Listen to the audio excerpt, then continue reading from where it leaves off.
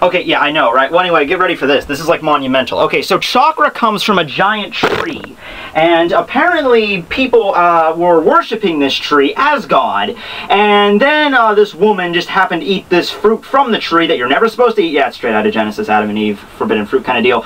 And then she basically becomes a god, and then the tree gets pissed off at the... No, dude, I'm totally being serious. No, so that's what happens. He hung up on me.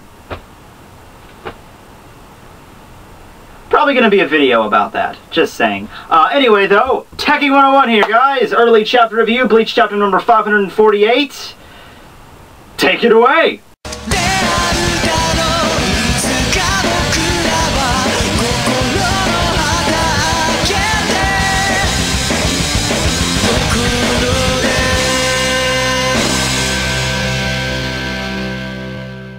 Everybody, Tekking101 here, and here to review this week's Bleach chapter. Came out a little bit earlier this week. You know, you never really know when these things are going to come out. It's kind of random. But the plus side is it is a relatively short chapter. Not anything hugely monumental happens.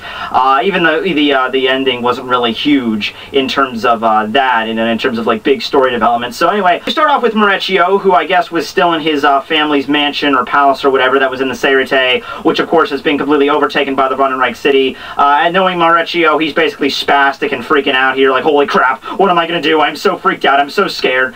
So his little sister shows up, though, and asks, you know, I'm so scared, can you just stay with me, please? And Maurecchio kind of comes to his senses here, and a lot of people might consider this filler, and I got some messages this morning on Facebook like, nothing huge happened in this chapter, it's just Maurecchio. You know, Maurecchio's never been one of my favorite characters in the series, but you can see what they're trying to do with him here, and they did it with back in Fate Karakura-ten arc, and the Fate Karakura-ten arc was just when I started reading Bleach on a weekly basis. I mean, I watched the anime, but the Fate Karakura-ten arc, that's when I started reading it on a weekly basis, and it was right around the time when the battle with the Fracciones in Fate Karakura was just getting started, and Maurecchio's battle was one of the first I ever saw. And Maurecchio doing that whole like thing with Nigre Parduck with like, oh, I'm not really that slow. I'm special forces. I know flash step. I know how to use my Zanpakutou. You get freaking pwned. And they kind of dragged that out in the anime, and I didn't really like that. They made him seem more weak than he really was in the anime. In the manga, they had him look more like kind of badass. But Maurecchio's never been one of my favorite characters, but his heart's in the good place. He might be scared, he might be kind of greedy and be kind of arrogant at times, but in this situation, this is where shit gets real. Final chapter, Vandenreich, whole city takes over the entire home base of the Shinigami. You know, there's no more playing around here. He comes to his senses and realizes, yeah, I'm scared shitless. I could die here, but I have to protect them. I have to at least give my family that much. I'm a member of the Gotei fucking 13. I gotta do this for them. So he assures his sister, Mario, I'm gonna protect my father, I'm gonna protect our mother, our sister, our brother, our neighbors, I'm gonna protect everybody, and I'm gonna come back here alive. And as soon as he says that, boom! Freaking room explodes and out pops BG freaking 9. I could not have wrote that better in my freaking... Like, you know it's gonna happen. You know, and that's always funny, like, characters in manga and anime always do this. They're like, as soon as someone makes a triumphant speech, you know, it's really drawn out and really elaborate, you can guarantee that as soon as they're done saying it, you know, an enemy's gonna show up, or they're gonna get, like, you know, blasted through the chest, or stabbed in the chest, or shot in the head, or something like that. Something's gonna go downhill as soon as they say the triumphant stuff. So, it's like, almost like the villains have radar, you know? They're like walking through the Seirete, and it's like, someone's making a triumphant speech behind those walls. Screw your reassurance! And you know, they just break down the walls. So out pops BG9, right? Target identified. Maurecchio Omaida. Zanpakutou Kagetsuburi. Power level 1400. Weight 280 pounds. Hey, I'm just big bone, buddy. 300 pounds. Oh, okay, screw you, it's on. Calculating witty retort.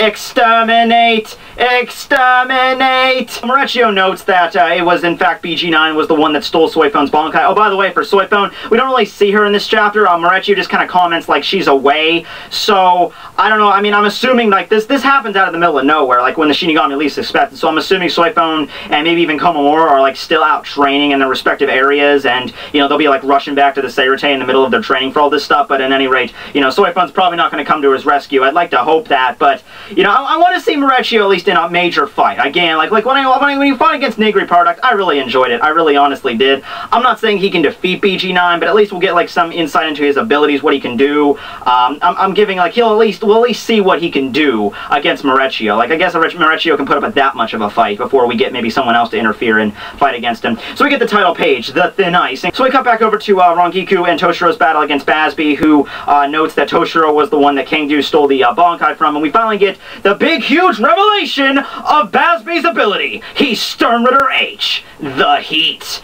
You know, I'm not even really going to call cred on that. I mean, I could stand right here and say, call that shit, but I'm really not, because I'm sure everyone else figured this out by now. I mean, it's like, it's been hinted at before multiple times, given, like, not only just his explosive powers that we've seen very briefly, also the fact that he's very hot-headed, he's very quick-tempered. You know, anybody could have figured this out. It's kind of like in One Piece, if we ever, spoilers, if we ever find out what Doflamingo's powers are, we find out he ate, like, the puppet fruit. I'm like, whoa, that's not a surprise to anyone. That makes perfect sense, you know? It just kind of fits into the puzzle piece, you know what I'm saying? So anyway, he releases his power, which is basically fire, and it makes like some huge explosion right in the middle of Toshiro and Rangiku. In the midst of the explosion, we get to see the other Shinigami that were protected by Toshiro's ice wall last chapter, and one of them picks up like an ice shard, and he notes like, wow, this ice is like seriously thin. Like, how the hell did this protect us from like that localized nuclear explosion? Like there's something wrong with the captain's abilities, right? So we cut back over to Toshiro, and all this stuff is going on, and basically him and Rangiku have a very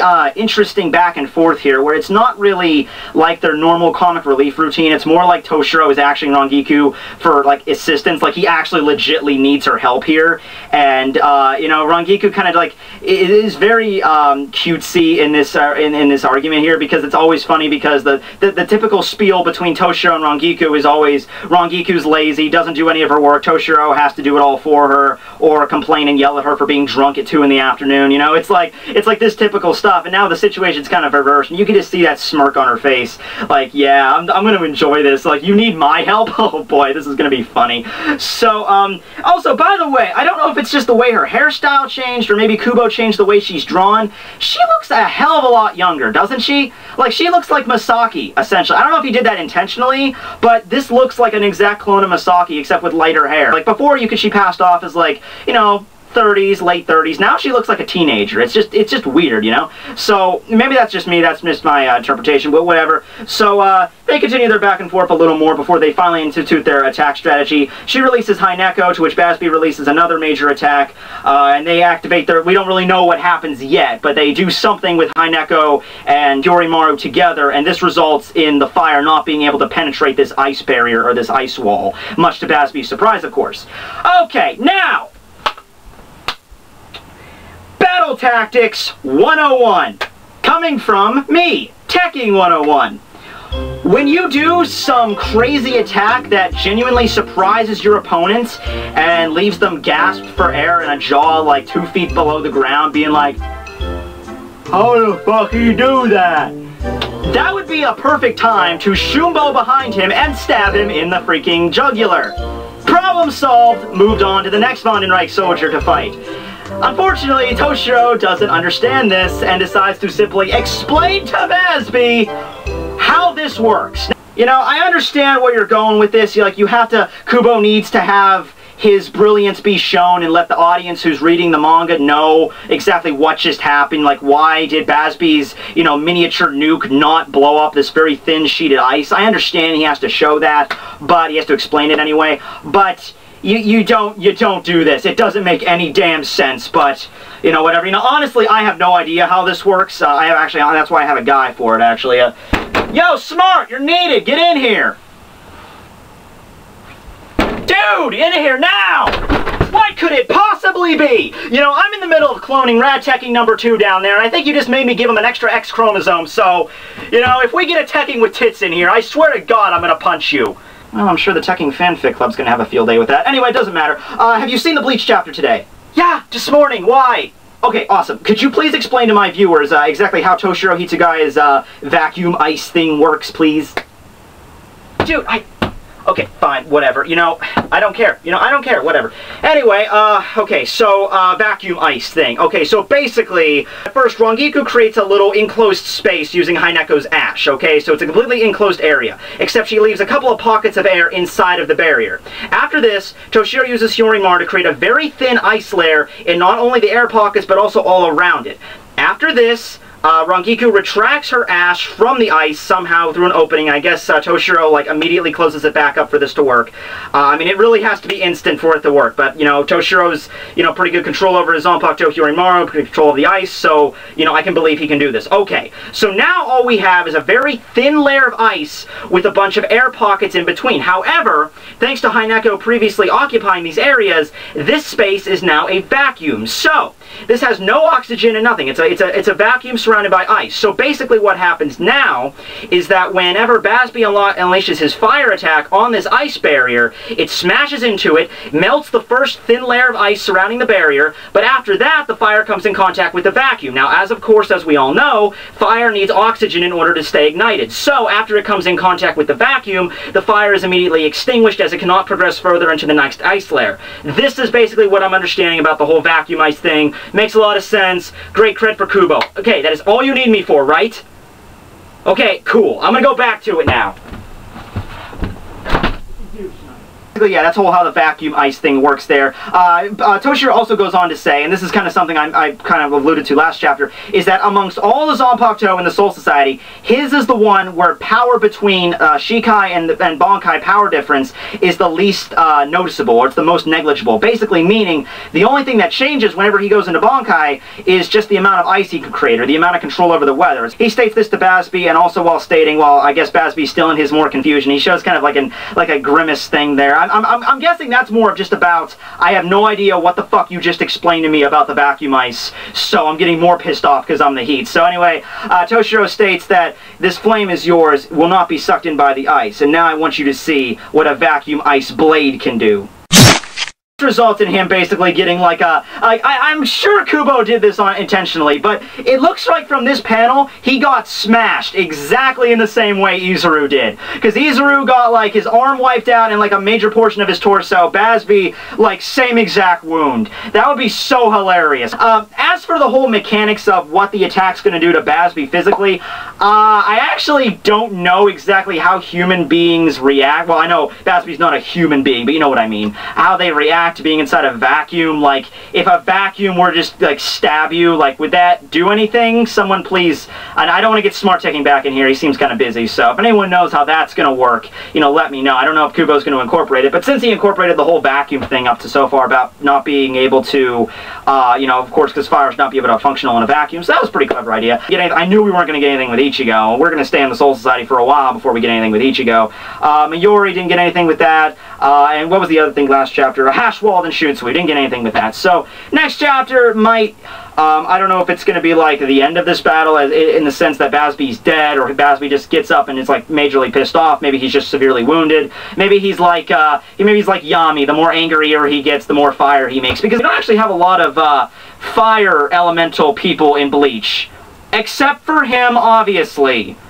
Okay, and him, but we don't really know exactly what the full extent of Ishin's Shikai is, so that doesn't really count yet.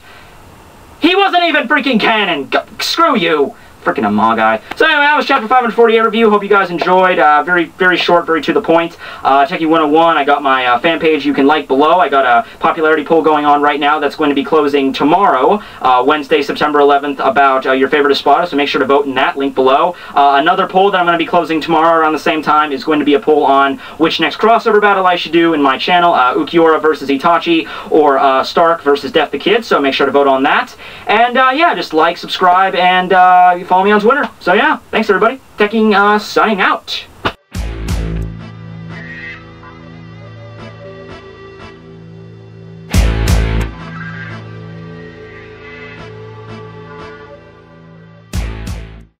Okay, I think he's done with the video. Okay, sweet. Alright, so, hey everybody, Law Tekking here, and if you like this series, I know I do, I'm kind of partial to it. You will also like a YouTuber by the name of Jim's Nerd Nation. So he is relatively new to the anime manga community on YouTube. He only got about like 500, 600 subs right now. So I thought I'd help him out with a shout out because his videos are actually really good. Coming from me. I don't do shout outs all that often, but I've been watching some of his videos today, and they really got me cracking up. They're actually pretty good. Right now he's basically going back through all of One Piece from chapter 1, going back and reviewing every single chapter of One Piece, which is something I have to give him credit to. Really good that he's doing this, really cool, and that he's like hilarious while he does this. Also does amazing artwork, so please go check him out. Link in description. Lawtech and signing out, guys.